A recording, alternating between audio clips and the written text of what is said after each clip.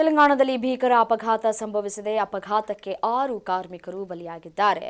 ಆ ಕುರಿತ breaking update ಬರ್ತಾ ಇದೆ, ಬನ್ನಿ ನೋಡ್ತಾ ಹೋಗೋಣ.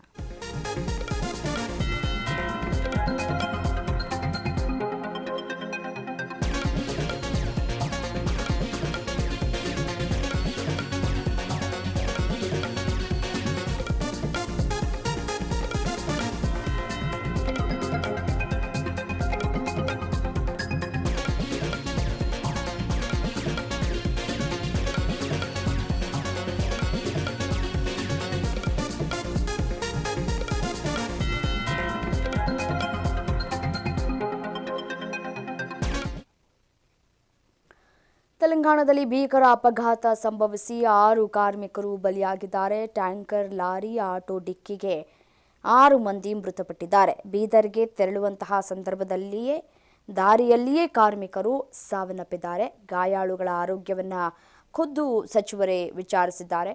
ಸಚಿವ ಈಶ್ವರ್ ಖಂಡ್ರೆ ಅವರು ಆಸ್ಪತ್ರೆಗೆ ತೆರಳಿ ಗಾಯಾಳುಗಳ ಆರೋಗ್ಯವನ್ನು ವಿಚಾರಿಸ್ತಾ ಇರುವಂತಹ ದೃಶ್ಯವನ್ನು ಗಮನಿಸ್ತಾ ಇದ್ದೀರಿ. ಮೃತರ ಕುಟುಂಬಕ್ಕೆ ತಲಾ 5 ಲಕ್ಷ ಪರಿಹಾರವನ್ನು ಘೋಷಣೆ ಮಾಡಿದ್ದಾರೆ ಖಂಡ್ರೆ.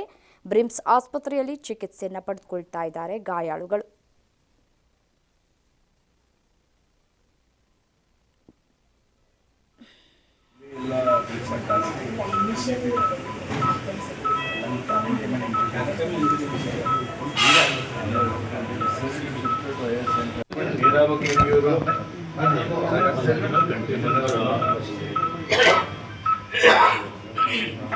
ಹೆಂಗಾಯ್ತಮ್ಮ ಆಕ್ಸಿಡೆಂಟ್?